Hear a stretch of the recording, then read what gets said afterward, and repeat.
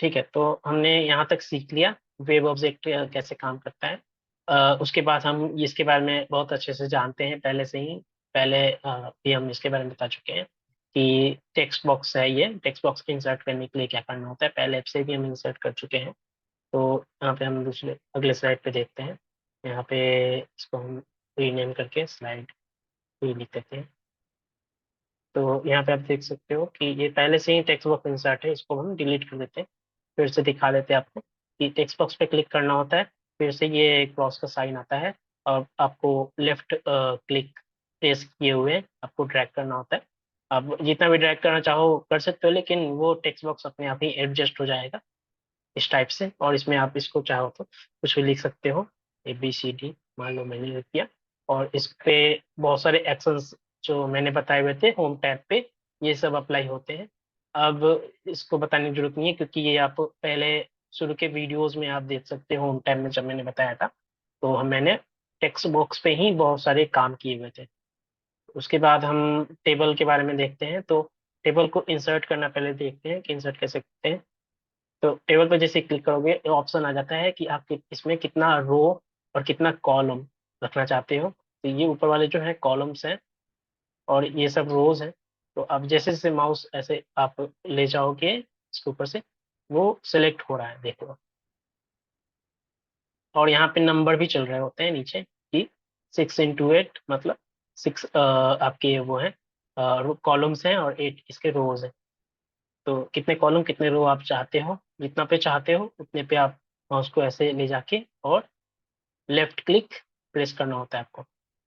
मान लो मैं 8 into 6 sales का टेबल बनाना चाहता हूँ। तो यहाँ पे आप जैसे ही क्लिक करोगे तो यहाँ पे वो इंसर्ट हो जाएगा। देख सकते हो कि वो इंसर्ट हो गया है। और साथ में हमें एक ऊपर हेडिंग का भी बड़ा सा एक टैब, बड़ा सा एक सेल मिल रखा है, जिसमें आप हेडिंग की तरह भी इसको यूज कर सकते हो। कलर भी इसके आप चेंज कर सकते हो। तो ये आपका हो गया इंसर्ट टेबल।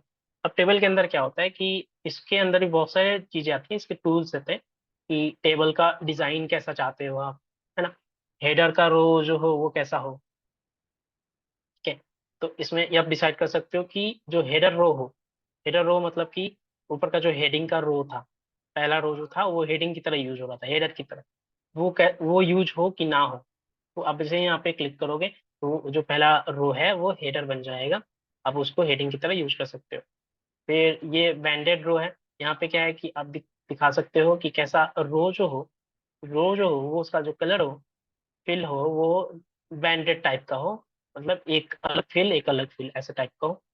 फिर आप इसमें बहुत सारे कलर्स के जो ऑप्शंस हैं, स्टाइल्स हैं, वो आप डिसाइड कर सकते हो कि कौन सा आप कलर कोड कैसा कलर डिजाइन आप रखना चाहते हो।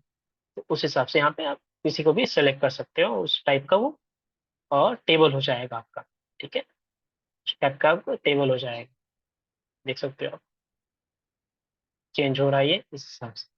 और फिर आप चाहो तो किसी भी एक सेल को आप सिलेक्ट करके इसको फिल कर सकते हो कि वो सेल का कलर, जैसे मैंने यहाँ पे क्लिक किया, यहाँ इस सेल अभी वो इस सेल में है, हम तो हम इसका कलर चेंज करना चाहते हैं। तो यहाँ पे फिल पे जाएंगे और किसी भी कलर को यहाँ से पिक करके, ये मान लो कलर पिक किया, सिलेक्ट किया, तो बस देखो आप वो सेल स्पेसिफिक सेल वो उस कलर का हो गया। आप पूरे सेल को पूरे रो को सेलेक्ट करोगे तो पूरे रो का कलर आप चेंज कर सकोगे। पूरे रो को सिलेक्ट कर लिया मैंने, ऐसे लेफ्ट क्लिक को प्रेस किए हुए ड्रैग करके सेल पूरे रो को सिलेक्ट किया, तो पूरे रो का कलर आप चेंज कर सकते हो। देखो आप पूरे रो का कलर चेंज हो गया। पूरे कॉलम का करना चाहते हो, पूरे कॉलम कैसे ड्रैग कर दो, यहाँ से लेफ्ट यहाँ पे जाके लेफ्ट क्लिक प्रेस करते हुए आपको प्रेस किए हुए आपको ड्रैग ऐसे करना है, तो पूरा सिलेक्ट हो जाएगा। और उसको सिलेक्ट करने के बाद आप यहाँ पे चाहो तो जो भी फिल करना चाहो, जो भी कलर फिल करना चाहो, वहाँ पे जाके सिलेक्ट कर दोगे तो वो पूरा रो, पूरा कॉलम, सब पूरा कॉलम जो है वो इस टाइप का हो जाएगा, इस कलर का हो जाएगा। पूरे टेबल का कलर चेंज करना चाहते हो तो क्या करना कि टेबल को सिलेक्ट करना, पूरे टेबल को सिलेक्ट किया हुआ है अभी मैंने। और यहाँ पे जाके हम डिजाइन पे जाके पूरे टेबल का कलर हम चेंज करना चाहते हैं। तो यहाँ पे किसी भी कलर को सिलेक्ट किया, ये देखो आप पूरे टेबल का कलर चेंज हो गया। पूरे टेबल में जितने भी सेल्स हैं सबका कलर चेंज हो गया। अब क्या है कि आपको दिख रहा होगा कि ये जो बॉर्डर बनी हुई है बीच में, क्रॉस का क्रॉस किया हुआ बॉर्डर है सारे सेल्स के बीच में, या फिर इसके पूरे टेबल के चारों तरफ बॉर्डर है जो कि ऑरेंज कलर का दिख रहा है, उसको आप चेंज कर सकते हो इससे, यहाँ से बॉर्डर कलर से। तो हमने यहाँ पे सीख लिया कि फिल कैसे करते हैं, इसके अंदर कलर कैसे फिल करते हैं। उसके बाद हम बॉर्डर वाले ऑप्शन पे आएंगे तो यहाँ पे दिख जाएगा कि हमें किस टाइप का बॉर्डर चाहिए, किस डिजाइन का, किस स्टाइल का, और बॉर्डर का जो विड्थ होता है वो कितना होना चाहिए, वो इससे डिसाइड हो जाएगा। और बॉर्डर का जो बॉर्डर का स्टाइल है वो किस टाइप का हो, या इसमें नो कोई भी बॉर्डर हो या ना हो, या सारे सेल्स पे बॉर्डर हो, या बॉर्डर जो हो सिर्फ आउटसाइड हो, मतलब कि टेबल के चारों तरफ इनसाइड में जो बॉर्डर हो इनसाइड में बॉर्डर हो, या टॉप में बॉर्डर हो, बॉटम में। तो इस टाइप से हम बॉर्डर डिसाइड कर सकते हैं, एक बॉर्डर हो कहाँ, बॉर्डर की पोजीशन डिसाइड कर सकते हैं। और ये इस वाले से बॉर्डर का कलर डिसाइड कर सकते हैं कि बॉर्डर जो कलर हो वो कैसे चेंज हो, वहाँ से हम चेंज कर सकते हैं। ठीक है, तो ये सारे ऑप्शंस थे टेबल के डिजाइन में। टेबल के अब फॉर्मेट में आते हैं। टेबल के फॉर्मेट में होता है कि हम किसी भी चीज को डिलीट कैसे करना चाहते हैं, जैसे किसी भी कॉलम को डिलीट कैसे करें, किसी भी स्पेसिफिक रो को कैसे डिलीट करें, वो हम यहाँ से डिलीट कर सकते हैं। तो उसके लिए हमें इसको सिलेक्ट करना होगा, किसी भी एक रो को, जैसे मैंने सिलेक्ट किया और यहाँ पे डिलीट का ऑप्शन है, तो डिलीट रोज पे जैसे क्लिक करेंगे वो जो ऊपर वाला रो मैंने सिलेक्ट किया था वो डिलीट हो जाएगा। और किसी भी कॉलम को सिलेक्ट करेंगे तो कॉलम डिलीट हो जाएगा। या यहाँ पे इंसर्ट का ऑप्शन होता है कि हम क्या क्या रो जो है या कॉलम जो है इंसर्ट कर सकते हैं। जैसे यहाँ पे हम इंसर्ट करेंगे तो इंसर्ट एबव लिखा हुआ है, मतलब कि ये जो भी रो यहाँ पे सिलेक्टेड है उसके ऊपर में एक रो इंसर्ट हो जाएगा। इंसर्ट बिलो मतलब कि नीचे जो सबसे लास्ट रो है उसके नीचे एक रो, नया रो इंसर्ट हो जाएगा। इंसर्ट लेफ्ट मतलब कि एक नया कॉलम इंसर्ट हो जाएगा। जिस भी आप कॉलम को सेलेक्ट किए होगे, जिस जो आपका पॉइंटर, जो आपका माउस जो है किसी भी कॉलम पे होगा, उस कॉलम के लेफ्ट साइड में एक नया कॉलम क्रिएट हो जाएगा, या उसके राइट साइड में इस ऑप्शन से नया रो, नया कॉलम क्रिएट हो जाएगा।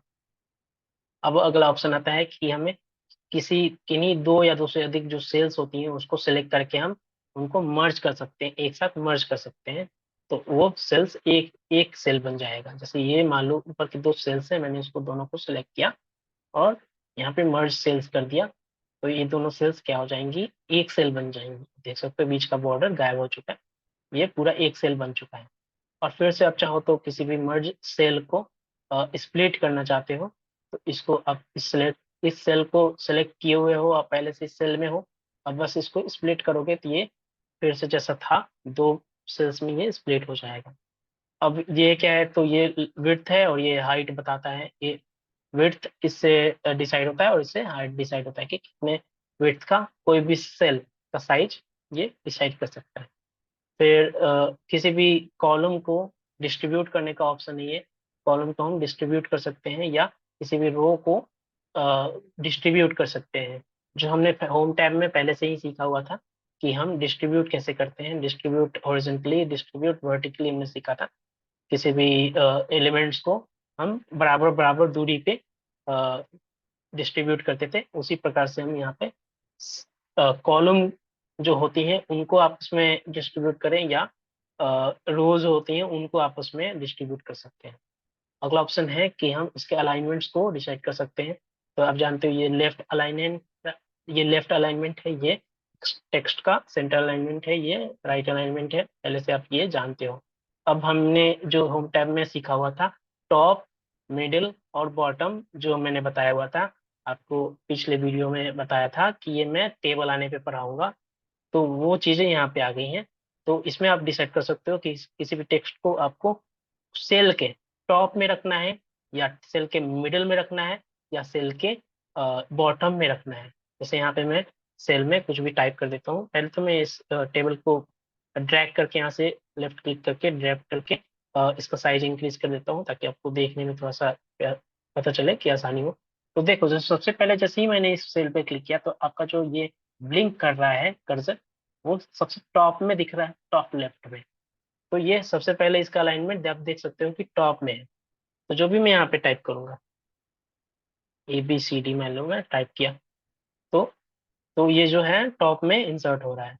अब इसी को मैं क्या कर दूं, अगर सेलेक्ट करके मिडिल कर दूं, तो आप देख सकते हो सेल के ये मिडिल में हो गया। उसी चीज को मैं फिर से बॉटम कर दूं, तो सेल के ये बॉटम में हो गया।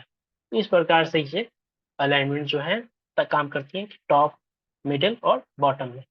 फिर मैंने पिछले वीडियो में टेक्स्ट का डायरेक्शन भी बताया हुआ था। ये टेक्स्ट का जो डायरेक्शन हो वो कैसा हो, हॉरिजॉन्टली हो, हॉरिजॉन्टल हो, या रोटेट हो जाए 90 डिग्री से, या रोटेट हो जाए 270 डिग्री से, या और भी ऑप्शन है रोटेशन के, वो यहाँ पे दिखेंगे आपको क्लिक करोगे तो ये मैंने होम टैब में ही बता दिया था पहले ही। फिर ये इसका पोजीशन डिसाइड करने का है कि ये जो पूरा टेबल है वो कितने पोजीशन पे हो, एक्स का उसका क्या पोजीशन हो, वाई का क्या पोजीशन हो। ठीक है, एक्स पोजीशन मतलब कि आपका हॉरिजॉन्टल लोकेशन, और वाई पोजीशन मतलब वर्टिकल लोकेशन। फिर विड्थ और हाइट आप जानते हो पहले से ही कि इसका विड्थ और हाइट हम डिसाइड कर सकते हैं कि कितने साइज का हो ये पूरा टेबल कितने साइज का हो, उससे हम इसे डिसाइड करते हैं कि उसका विड्थ कितना हो और उसका हाइट कितना हो। अरेंज में भी वही ऑप्शंस हैं जो हमने पहले भी होम टैब में सीखा हुआ था, किस प्रकार से इसको अरेंज करना है, वो चार ऑप्शंस है। और फिर ये अलाइनमेंट का ऑप्शन है कि किस प्रकार से इसको अलाइनमेंट करनी है, पूरे टेबल पूरे टेबल को हमें कैसे अलाइन करनी है, पूरे टेबल को कैसे अरेंज करनी है। ये ऑप्शंस काम करते हैं पूरे टेबल पे। तो ये हो गया आज का टेबल। अब टेबल के बाद क्या आता है कि हम स्लाइड नंबर आता है।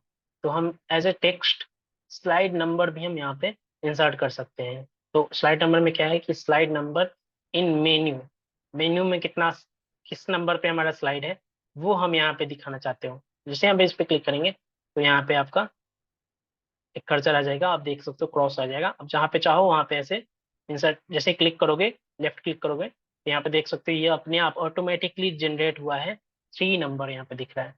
तो यहाँ पे जो ये नंबर दिख रहा है, इस स्लाइड नंबर है कि आपका मेन्यू के अनुसार ये स्लाइड कितने नंबर पे है, वो यहाँ पे वो दिखेगा। आप जिस भी स्लाइड पे जाओगे वहां पे जाके आप जैसे ही ये ऑप्शन क्लिक करोगे स्लाइड नंबर का, तो ये उस हिसाब के उस स्लाइड के नंबर के अनुसार ये अपने आप इंसर्ट हो जाएगा कि वो स्लाइड कितने नंबर पे आता है। तो ये आप चाहो तो हर स्लाइड पे जाके इंसर्ट कर सकते हो। ठीक है, तो उस तरीके से वो स्लाइड नंबर दिखाता है। हाँ, तो दूसरा ऑप्शन है कि टोटल स्लाइड्स इन मेन्यू, मतलब आपके पूरे मेन्यू में कितने नंबर ऑफ स्लाइड्स हैं, वो यहाँ से इससे इंसर्ट हो जाता है। जैसे यहाँ पे क्लिक करूंगा और यहाँ पे जैसे ड्रैग करूंगा, तो आपको दिख जाएगा कि ये 5 स्लाइड्स दिख रहे हैं। 5 दिख रहे हैं मतलब कि टोटल जो स्लाइड्स हमारे पास है अभी, जैसे यहाँ पे 3 दिख रहे होंगे, और स्टोरी व्यू में अगर हम जाएंगे तो यहाँ पे देखो आप 1 और 2, यहाँ पे भी 2 स्लाइड्स हैं। तो टोटल नंबर ऑफ स्लाइड्स कितने हो गए, 5 स्लाइड्स। तो इस प्रकार से आप देख सकते हो कि ये total number of slides insert हो जाता है यहाँ से। फिर अगला ऑप्शन क्या है कि स्लाइड व्यूड इन मेन्यू, मतलब अब जब कोई लर्नर मेन्यू, जो कोई भी लर्नर अगर ये कोर्स कर रहा होगा, तो पूरे मेन्यू के अंदर उसने कितने स्लाइड्स देख चुके हैं, कितने स्लाइड्स वो देख चुका है, जितने स्लाइड्स देख चुका है वो उसका काउंट देगा। तो वो डिसाइड तब होगा जब वो लर्नर इस कोर्स को देख रहा होगा, सीख रहा होगा, पढ़ रहा होगा, तब वो वहां पे वो अपने आप ही ये नंबर चेंज होगा। वो नंबर अपने आप ही चेंज होगा, जितने ही वो स्लाइड्स व्यू करता जाएगा उतने वो नंबर्स वो इंक्रीज करते जाएंगे, उस हिसाब से वो नंबर एडजस्ट होता जाएगा। तो ये वो चीज है। और भी ऑप्शंस हैं इसमें, उसके बारे में हम बाद में सीखेंगे। फिर एक्सक्लूड स्लाइड भी हम सीखेंगे कि किसी भी स्लाइड को हम काउंटिंग के अंदर हटाना चाहते हैं। जैसे जैसे ये सारे काउंट कर रहे हैं ना 5 स्लाइड्स, तो ये हम उस स्लाइड को हम किसी स्पेसिफिक स्लाइड को उस काउंटिंग के अंदर से हटाना चाहते हैं, तो उससे हम एक्सक्लूड कर सकते हैं, एक्सक्लूड स्लाइड से। तो ठीक है, तो आज के लिए हम इतना ही रहने देते हैं। और अ, मेरी रिक्वेस्ट रहेगी आप लोगों से कि प्लीज़ जो हमारे वीडियो है उसको हम उसको आप क्या करें कि शेयर करें, और उसके लोगों के साथ शेयर करें, और लाइक करें, और सब्सक्राइब करें हमारे चैनल को, और लोगों से सब्सक्राइब करवाएं, और लोगों को बताएं कि आप एक नया फील्ड है ई लर्निंग डेवलपमेंट का, इसको भी आप सीख के अच्छा खासा जॉब कर सकते हो, अच्छी खासी सैलरी उठा सकते हो। तो मेरी ये रिक्वेस्ट रहेगी कि आप सब्सक्राइब करें और करवाएं और लोगों को शेयर करें वीडियो को।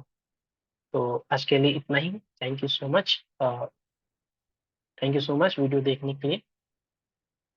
अगले क्लास में हम आगे की चीजें सीखेंगे। ठीक है। Okay guys, take care, bye.